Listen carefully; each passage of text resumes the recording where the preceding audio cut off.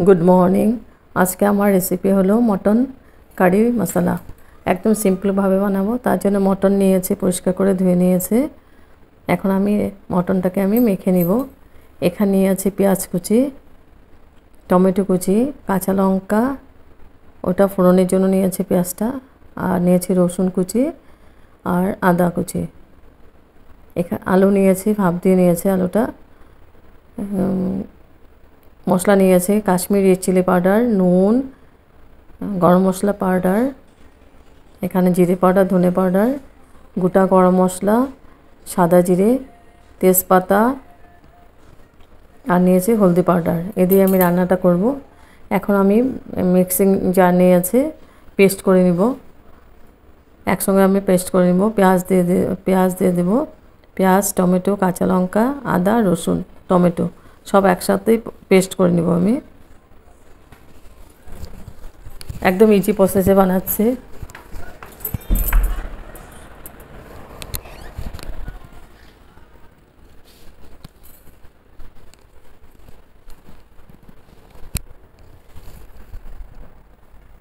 এক এক করে সব কাটা মশলাগুলো দিয়ে দিলাম। এখন পেস্ট করে নিয়েছি। পেস্ট করা হয়ে গেছে। এখন আমি মটনের মধ্যে পেস্ট করা মশলাটা দিয়ে দিচ্ছি। আদা, রসুন, কাঁচা লঙ্কা, পেঁয়াজ, টমেটো সব একসাথে আছে, পুরোটাই দিয়ে দেবো। আর 2 চামচের মতো আমি রাখবো, রান্নার সময় ইউজ করব। তারপর দিয়েছি কাশ্মীরি চিলি পাউডার, হলদি পাউডার, জিরে পাউডার, ধনে পাউডার, এটা পুরোটা দিয়ে দেবো।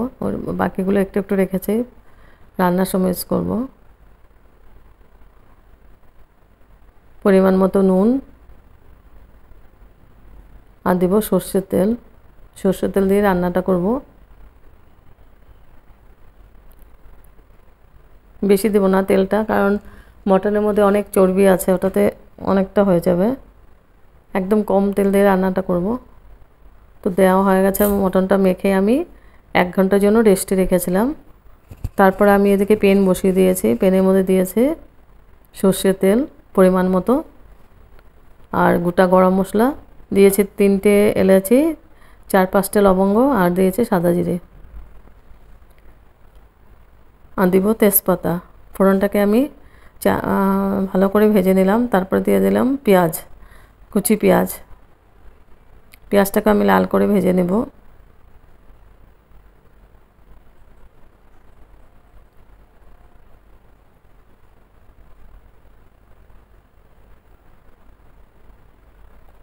পেঁয়াজটাকে আমি খুব ভালো করে নাড়াচাড়া করে ভেজে নিচ্ছি।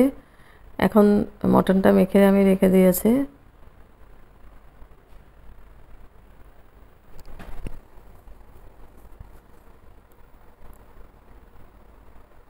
তারপর দিয়ে দেবো বাকি পেঁয়াজ, রসুন, আদা, কাঁচা লঙ্কা, টমেটো পেস্ট। 1 চামচের মতো ছিল, বাকিটা তো আমি মেখে দিয়েছি পুরোটা। এখানে 1 চামচ দিয়েছি। দিয়ে আমি আবার ভালো করে মশলাটাকে কষিয়ে নিচ্ছি।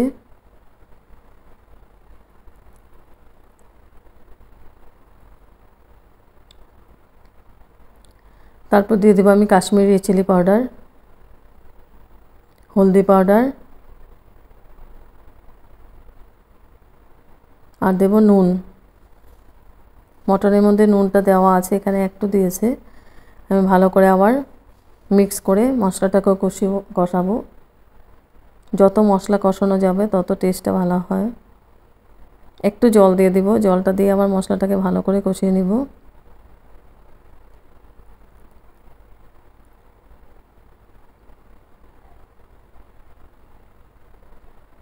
তো মশলাটা কষানো হয়ে গেছে। এখন আমি মটনটা দিয়ে দিচ্ছি। মটনটা দিয়ে আমি খুব ভালো করে মিক্স করে দিব। আমি মটনটাকে খুব ভালো করে কষিয়ে 10-15 মিনিট কষাবো। তারপরে আমি প্রেসার কুকারে দিয়ে দেব। প্রেসার কুকারে 3টে মতো সিটি দিলে হয়ে যাবে ফটাফট রান্নাটা। তো এখন আমি খুব ভালো করে প্যানের মধ্যে কষিয়ে নিব। তো ঢেকে দিব। 5 মিনিটের জন্য ঢেকে দিয়েছি। এবার 5 মিনিট পরে এসে আবার একটু নাড়াচাড়া করে দিচ্ছে।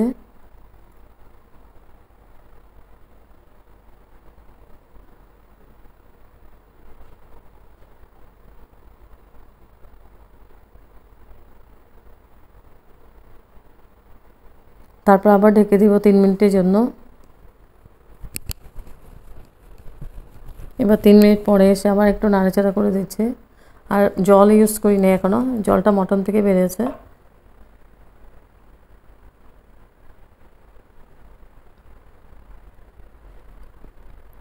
এখন আমি আলুগুলো দিয়ে দেবো। আলুগুলো আমি ভাপ দিয়ে নিয়েছি, আলাদা করে আমি ভেজে নিয়ে নেই। ভাজতে লাগবে না, যত কম তেল দেওয়া যায়। তারপর আলুটা দিয়ে আমি খুব ভালো করে আবার মিক্স করে দিচ্ছি।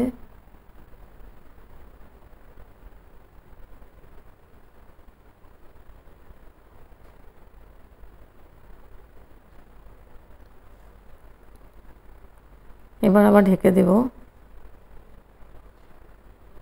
3 মিনিটের জন্য ঢেকে দিয়েছে। এবার ঢাকনা উঠিয়ে আমি মটনটাকে প্রেসার কুকারে দিয়ে দেব। পুরো ভালো করে কষানো হয়ে গেছে।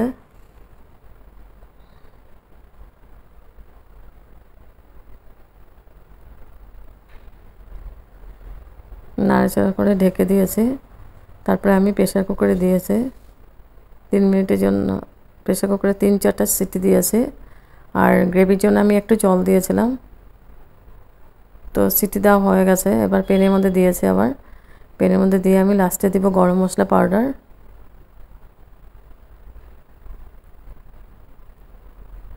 গরম মশলা পাউডারটা দিয়ে একটু মিক্স করে দিব। হেভি টেস্টি হয়েছে মটনটা খেতে, একদম সিম্পল আর ফটাফট হয়ে গেছে, কারণ আমি প্রেসার কুকারে দিয়ে দিচ্ছি লাস্টে। 3টে মতো সিটি দিয়েছে, বাস হয়ে গেছে। এবার গ্যাস অফ করে দিব আমি। স্ট্যান্ডিং টাইম 5 মিনিটের জন্য ঢেকে রেখেছিলাম। তারপর সার্ভ করেছি একদম ইজি প্রসেসে মটন কারি মশলা।